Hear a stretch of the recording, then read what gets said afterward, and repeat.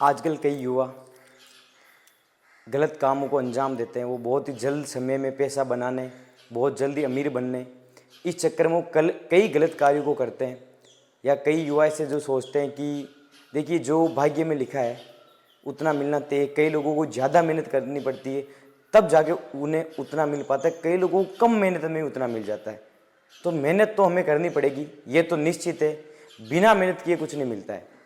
कुछ ये सोचते हैं कि भगवान कुछ ऐसा चमत्कार कर दे कि मैं रातों रात अमीर बन जाऊं, मेरे पास रातों रात गाड़ी बंगला सब कुछ मिल जाए और मुझे मेहनत नहीं करनी पड़े।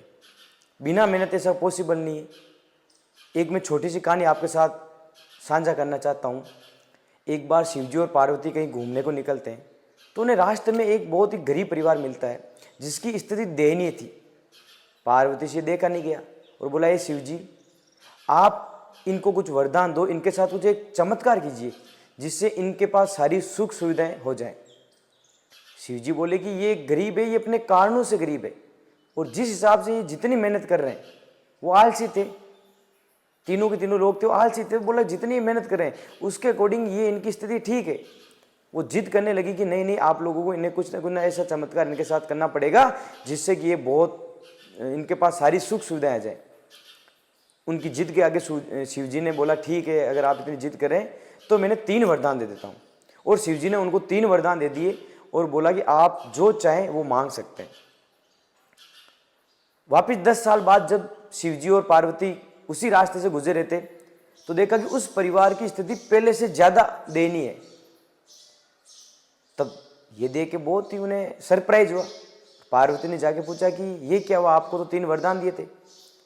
तो लड़का बताता है कि जब फर्स्ट वरदान उसकी माताजी ने मांगा तो मांगा कि हे भगवान, मुझे 18 साल की एक सुंदर कन्या बना दीजिए।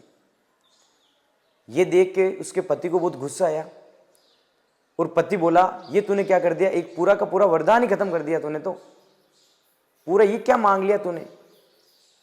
ये देख के उससे गुस्सा आया और बोला कि हे भगवान, इसको जानवर बना दीजिए। ये देख बच्चा बहुत दुखी हुआ, बोला ये क्या हो गया, मेरा घर का तो पूरा ये विनाश हो गया। वो देखा, उसने ये देखा और बोला, भगवान हम जैसे हैं वैसा हमें कर दीजिए, हमें कुछ नहीं चाहिए। तो ये देखो, अब उनका भाग्य था, उनके भाग्य में कुछ नहीं लिखा था। 3 वरदान मिलने के बावजूद भी वो जैसे थे उससे उनकी स्थिति दयनीय हो गई।